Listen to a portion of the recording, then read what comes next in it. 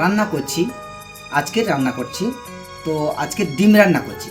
ডিমটা সবাই তো ভাজে, কারোর হলুদ কালারটা আসে, কারোর এমনি সাদা টাইপে আসে। আমি যে রান্নাটা করছি, ডিমটা ভেজেছি। এই ডিমটা কি দিয়ে কালারটা এসছে বা কেমন কালারটা হয়েছে, তো আপনাদের সামনে দেখাচ্ছি। আপনারা দেখে কমেন্টে আমাকে জানাবেন। এবং আজকে রান্নাটা হচ্ছে ডিমের ঝোল। দেখুন, এই যে ডিমের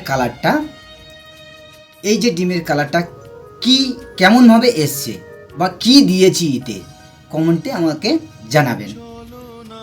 আর এবং যদি ভিডিওটি ভালো লাগে আমাকে কমেন্ট শেয়ার করবেন, একান্ত আপনাদের কাছে অনুরোধ।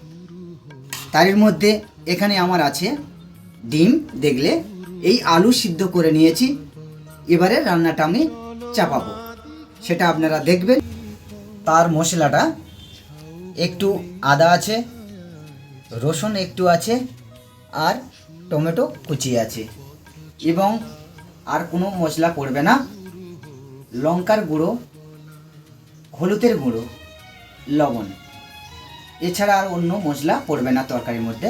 আমি রিটার্ন দেখাচ্ছি ভিডিওটি, রান্নাটা কেমন হয় কিংবা কালারটা কেমন আসে।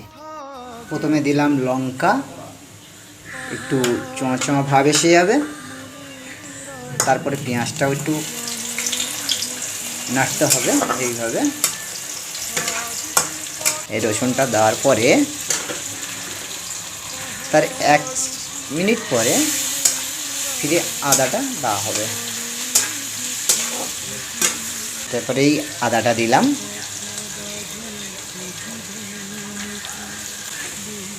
টমেটোটি কুচিটা দিতে হবে,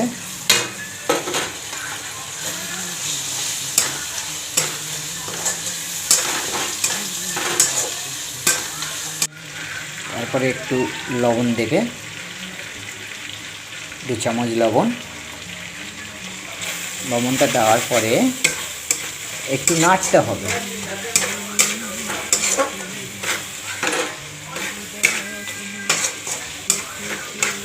এই ডিম, এই রান্না হচ্ছে এই আলু আমি রান্না করছি। তারপরে একটু লঙ্কার গুঁড়ো দিলাম 2 চামচ,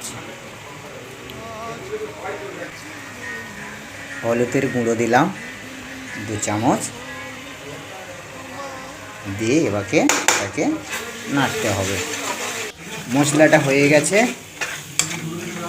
এবারে আমার আলুটা ঢালতে হবে। আলুটা ঢেলে দিলাম।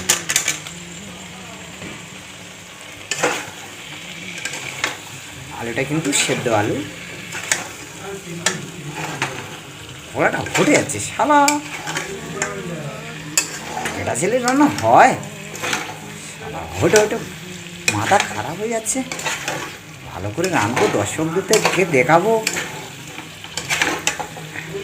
ওরাটাও সেরকম, খন্তিটাও সেরকম, আর হয়ে যাচ্ছে।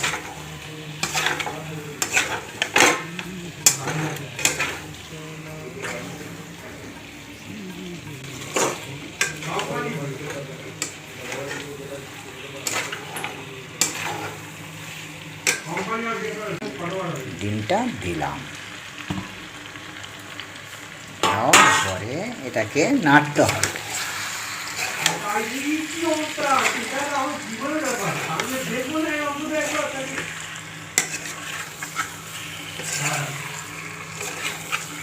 এবারে জলটা ঢেলে দিলাম। জল ঢেলে দিচ্ছি, কালারটা এসছে, দেখো, দেখতে পাচ্ছ কালারটা এসছে তো।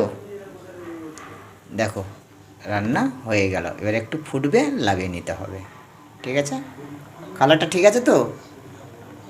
দেখো, আমার বাড়িতে আসবে, সবাইকে রান্না করে খাওয়াবো।